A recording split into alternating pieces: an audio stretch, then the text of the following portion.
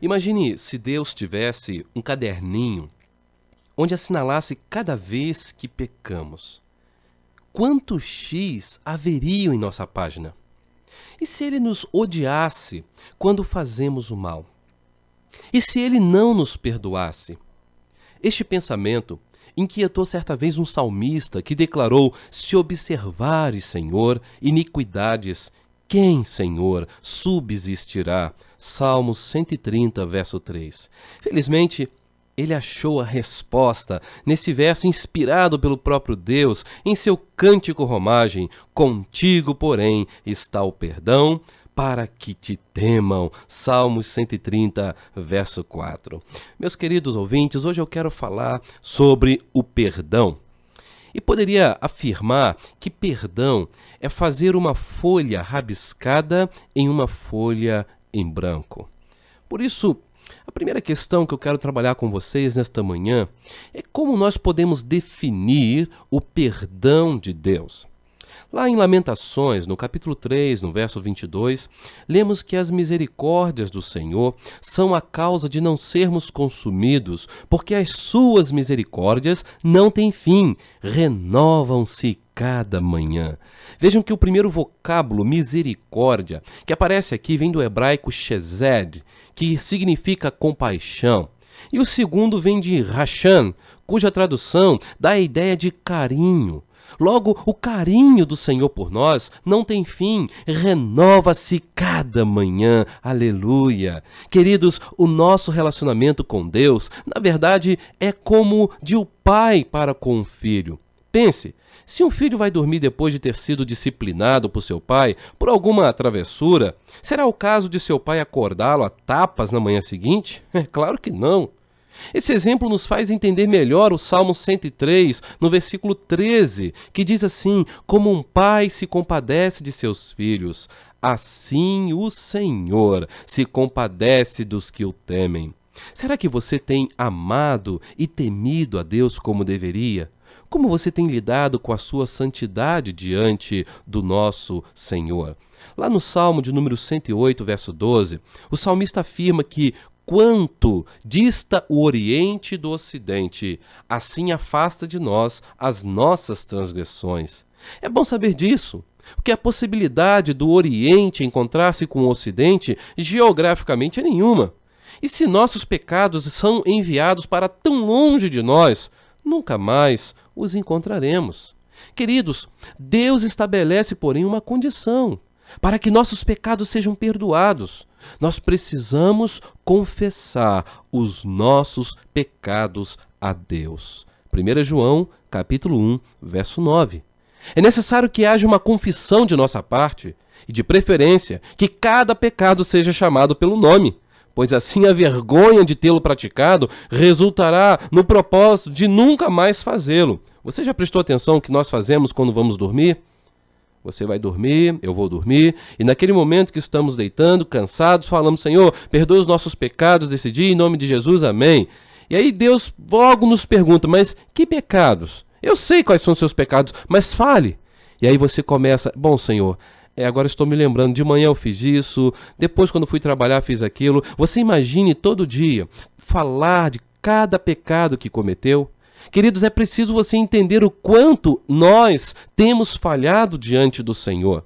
E quando nós atendemos à condição estabelecida por Deus para o perdão, nós recebemos, além do mesmo, a promessa de que Ele jamais se lembrará das nossas iniquidades. Isso está em Isaías, capítulo 38, verso 17, parte B. Meus queridos, sem essa promessa de Deus, não haveria esperança para nós, pois cada um de nós tem uma dívida incalculável para com Deus e ninguém teria condições de pagá-la. É preciso que alguém o faça. Mas graças a Deus, porque Jesus já a pagou por nós. Veja o que o Paulo vai falar lá em Colossenses capítulo 2, verso 13 e 14. E a vós, mortos pelas vossas transgressões, vos deu vida juntamente com ele, perdoando todos os nossos delitos, tendo cancelado o escrito de dívida que era contra nós, cravando-o na carne, naquela cruz. Queridos, é por meio desta base segura que Deus pode perdoar os nossos pecados. E isto desde Adão, porque o sacrifício de Jesus tem validade eterna. Aleluia! Lá em Apocalipse capítulo 13, verso 8, nos confirma esta palavra. Vejam que João Batista sabia, por revelação do Espírito Santo, que o perdão de Jesus se traduziria na vida do crente como vitória sobre a sua natureza carnal, dando-lhe assim um querer e um agir segundo a vontade de Deus em lugar do pecado. É por isso que ele disse, ao apontar para Jesus: eis o Cordeiro de Deus que tira o pecado do mundo. E ele diz, tira, no sentido de remove, afasta, apaga, cobre, ou seja, Jesus faz isso com os nossos pecados. Romanos capítulo 1, verso 29, Romanos capítulo 6, verso 14, Romanos capítulo 8, verso de 1 a 9 e Tiago capítulo 4, de 8 a 10. Deste modo, toda vez que um crente se mostra de fato arrependido de seus pecados, está disposto a se converter dos seus caminhos, conforme 2 Crônicas, capítulo 7, verso 14, a operação da graça de Jesus há de transportá-lo de um agir segundo a carne para um caminhar segundo o Espírito. Isso está em Gálatas, capítulo 5, verso 16 e o verso 25. Meus amados ouvintes, ao morrer naquela cruz, ao morrer pelos pecadores, Jesus revelou até onde está disposto a perdoá-los. João 3,16. Afinal, ele deu a sua própria vida para tal. E a Bíblia nos ensina que Deus, quando nos perdoa, ele apaga as nossas transgressões do seu caderno celestial. E ele se esquece para sempre. É só ver comigo, lá em Jeremias, no capítulo 31, verso 34, compare comigo, veja. Porque eu lhes perdoarei a maldade e não me lembrarei mais dos seus pecados. Louvado seja o Senhor por isso. Amém? Agora, como que é o perdão do homem? Conta-nos que, há muito tempo atrás, na China, uma menina chamada Lili, ela se casou e foi viver com o marido na casa da sua sogra. Depois de alguns dias, passou a não se entender mais com a sua sogra. As personalidades delas eram muito diferentes. E Lili foi se irritando com os hábitos da sogra, que frequentemente a criticava. E meses se passaram, Lili e sua sogra cada vez discutiam e brigavam mais. E de acordo com a antiga tradição chinesa, a nora tinha que se curvar à sogra e obedecê-la em tudo. E Lili, já não suportando mais conviver com a sogra, ela decidiu tomar uma atitude e foi visitar um amigo de seu pai que vendia ervas, o senhor Wang. E ela lhe contou tudo o que estava acontecendo e pediu que ele lhe desse algum veneno para que ela desse à sua sogra e dessa forma pudesse resolver o problema de uma vez por todas. E o senhor Wang pensou por algum tempo e finalmente disse: Lili, eu ajudarei a resolver o seu problema, mas você tem que me escutar e seguir todas as instruções que eu lhe der. E Lili respondeu: sim, senhor Wang, eu farei tudo o que o senhor pedir. O senhor Wang então entrou no quarto, nos fundos, tomou ali alguns vidros e por alguns minutos pegou assim, tudo colocou num pacote e disse para a Lili: você não poderá usá-las de uma só vez. Se você quer se libertar de sua sogra, isso pode causar suspeita. Eu vou lhe dar essas ervas que irão lentamente envenenando sua sogra. Só que a cada dia você tem que pôr um pouco dessa erva na comida dela. Então coloque pouquinho por pouquinho, bem devagar, e ninguém vai perceber quando ela vier a falecer.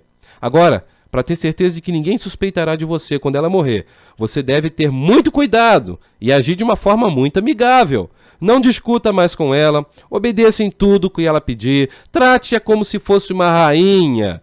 E Lili ficou muito contente, agradeceu o senhor Wang e voltou apressada para casa para começar o projeto de assassinar a sua sogra. Semanas se passaram e a cada 2 dias Lili servia comida especialmente tratada à sua sogra. E ela sempre lembrava do que o senhor Wang tinha recomendado, que deveria evitar suspeitas, e assim ela controlou seu temperamento E ela obedeceu à sogra e a tratou como se fosse a sua própria mãe. Depois de 6 meses, a casa inteira estava um outro astral. Lili tinha controlado seu temperamento e quase nunca se aborrecia. Vejam, nesses 6 meses não havia tido nenhuma discussão com a sogra, que agora parecia muito mais amável e mais fácil de lidar. As atitudes da sogra também mudaram para com ela e elas passaram a se tratar como mãe e filha. E um dia Lili foi novamente procurar o Sr. Wang, desesperada, para pedir algo importante. Por favor, Sr. Wang, por favor, me ajude. Evite que o veneno mate a minha sogra, porque ela se transformou numa mulher tão agradável que eu a amo, como se fosse minha própria mãe. Eu não quero que ela morra por causa do veneno que eu lhe dei. O Sr. Wang sorriu e acenou com a cabeça. Lili, não precisa se preocupar. As ervas que eu lhe dei eram vitaminas para melhorar a saúde dela. O veneno, Lili, estava na sua mente, no seu coração, nas suas atitudes, mas ele foi jogado fora, ele foi substituído pelo amor quando você passou a dar amor a ela. Meus queridos, até onde vai a nossa raiva por alguém? Até onde o homem consegue perdoar? Jesus nos ensina na oração do Pai Nosso, em Mateus capítulo 6, verso 12, o seguinte: perdoa as nossas dívidas, assim como perdoamos os nossos devedores. Será que você tem perdoado seu irmão que lhe ofendeu? Leia com atenção o conselho contido no verso de Levítico, capítulo 19, 17. Em outros termos diz o seguinte: não guarde ódio contra o seu irmão, mas corrija-o com franqueza, para que você não acabe pecando por causa dele.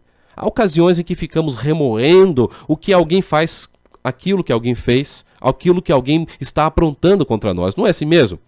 Por exemplo, quando alguém faz alguma coisa que fala mal do nosso nome, você fica feliz ou você fica triste? Com certeza ninguém fica contente com isso. E se a razão está do nosso lado, aí mesmo é que parece mais difícil perdoar essa pessoa, principalmente quando a pessoa em questão não se importa de chegar até nós para que o assunto seja resolvido. É aí, porém, uma ótima oportunidade para praticarmos o perdão, em vez de mergulharmos nesta autocomiseração ou no ressentimento. Queridos, grave isso em sua mente. Assim como nós temos perdoado os nossos devedores, assim perdoará Deus as nossas dívidas. Meus queridos, quando Pedro quis ser generoso na pergunta: até quantas vezes meu irmão pecará contra mim? Que eu lhe perdoe até 7 vezes? Lá em Mateus 18, 21, Jesus mostrou que os cálculos divinos estão muito acima da mesquinhez humana. E que diante de um número tão alto, Jesus disse 70 vezes 7, ou seja, 490 vezes. Você pode ir perdoando até perder a conta. Jesus estava dizendo: perdoe, gere perdão, mesmo que a pessoa não queira te perdoar. Meus amados irmãos e amigos, não importa se a ofensa sofrida por alguém é justa ou injusta, se é gerada por opressão maligna ou outro motivo qualquer. No perdão verdadeiro não se buscam justificativas, pois este decorre da operação sobrenatural do Espírito Santo no coração, quando pedimos a Deus autoridade para fazê-lo. Perdoar é, pois, muito mais do que aceitar simplesmente um formal pedido de desculpas. É dar aos nossos ofensores a oportunidade de se achegarem a nós e terem de novo um relacionamento favorável conosco. Fica, pois, para nós a seguinte pergunta: podemos dizer que temos permitido ao Espírito Santo dirigir-nos na área do perdão pelo mesmo caminho trilhado por Jesus? 1 João, capítulo 4, verso 8, nos ensina: quem não ama não conhece a Deus, porque Deus é amor. Se você não ama e não perdoa, você então não conhece a Deus. Aprenda a perdoar, pois a pior ofensa foi perdoada por Deus através de seu Filho na cruz do Calvário, por causa dos nossos pecados. Que Deus te abençoe diante dessa atitude e que você possa entender que perdão para Deus é uma folha em branco. Que Deus te dê uma semana abençoada na presença dEle, em nome de Jesus. Amém.